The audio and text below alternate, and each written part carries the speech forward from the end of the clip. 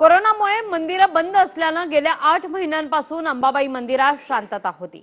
मंदिर बंद असलं तरी भाविक महाद्वार गेटवरून देवीचं दर्शन घेत होते।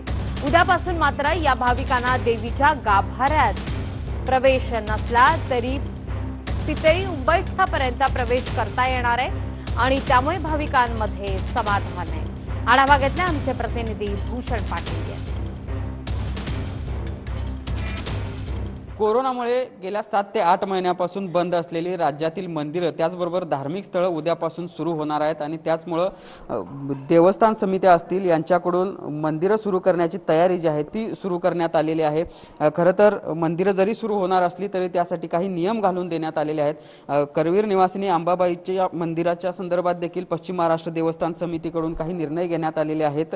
खरं तर मंदिर 7 ते 8 महिन्यापासून बंद असल्यामुळे भाविकांची गैरसोय झालेली होती आणि उद्या जेव्हा हे मंदिर सुरू होईल त्यावेळी गर्दी देखील होण्याची शक्यता आहे आणि या पार्श्वभूमीवर पश्चिम महाराष्ट्र देवस्थान समितीने ही सगळी तयारी केली आहे। आपल्यासोबत पश्चिम महाराष्ट्र देवस्थान समितीचे अध्यक्ष महेश जाधव आहेत, बोलूया त्यांच्याशी।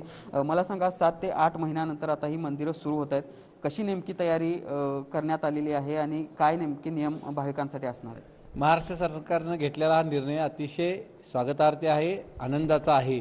8 महिन्यापासून भक्त आईच्या दर्शनासाठी व्याकुळ झालेले आहेत। उद्या पाडव्याच्या मुहूर्तावरती हे दर्शन आपण मंदिर ही खुली करतोय, परंतु मंदिराला 4 दरवाजे आहेत। 4 दरवाजापैकी 2च दरवाजे आपल्याला प्रथम काही दिवस उघडावे लागतील आणि एका दरवाज्यातून पूर्व दरवाज्यातून बाहेर घेऊन दक्षिण दरवाज्यातून भक्तांना बाहेर काढले जाईल। पण सोडत असताना देखील आम्ही 20 ते 25च भक्तांना सोडू, त्यानंतर ते बाहेर गेल्यानंतर दुसऱ्या 20-25 अशा टप्प्याटप्प्यानं भक्तांना आपल्याला दर्शन द्यावं लागणार आहे। Journalist Sunil Katkar, Bhushan Patil, TV9 Marathi, Kolhapur.